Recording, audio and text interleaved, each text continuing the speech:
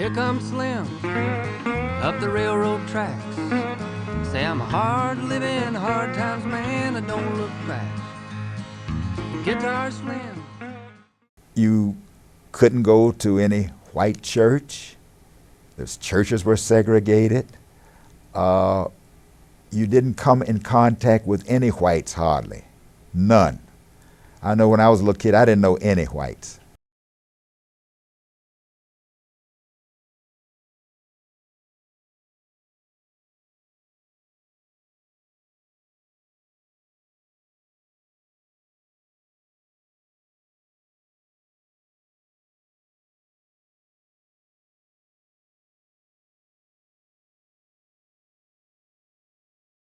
Well, what happened at Woolworth, we had a reporter that was right chummy with the president of the NAACP, and he told her that it was going to be a sit-in. So I had one of those beepers, and they beeped me, and I was on assignment. It was about 4:30. And I finished my assignment. I had to call in, find out why they beat me. They said to get down to Woolworth, they were integrating down there, having a sitting. Okay. Well, when I walked in the station, and I was doing the evening weather for Duke Power and the news at that time, walked in the program office, and they said, well, and people have to understand the language is the language of the time. Quote, 4 colored boys from A&T are sitting at the lunch counter at Woolworth and they won't get up and leave.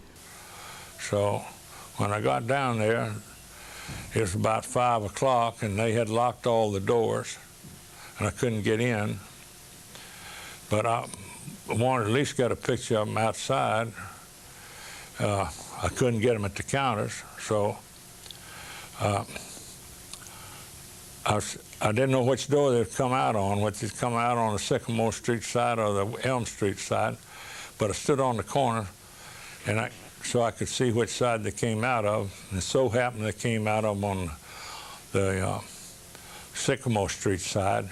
So I asked them to walk down the sidewalk, which they did, and I got a picture of the 4 of them, which was the 4 that started the thing. Well, that picture wasn't used for 10 years. And the reason why, the next morning they sent me by and they got pictures of people at the counter, and that was much better than having people walking down the sidewalk. So, but the fact that they were 4 of them were together, and on the 10th anniversary, they used that sidewalk picture. So it had some significance then because we had the original 4 that started the thing. Well, of course, Black, his father was a very courageous person. He's L. Black Jr. That's the way he wanted me to call him. He didn't want me to call him. He wanted because he came up on us. His father was a very courageous person, outspoken. It happened that his father was a classmate of mine from the 1st grade through high school. We were together.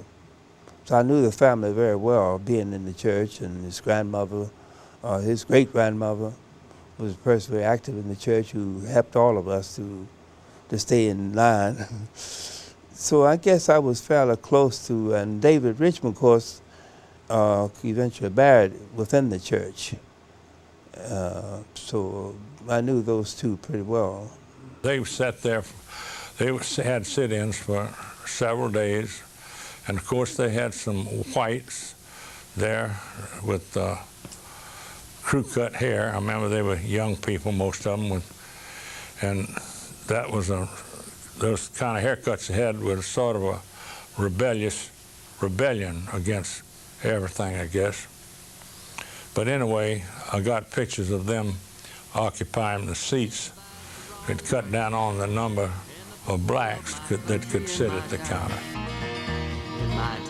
In my time, wars played on TV. Sound bites on Manifest Destiny. But all I saw was cruelty and misery and confusion in the vision of my time. In my time, in my time.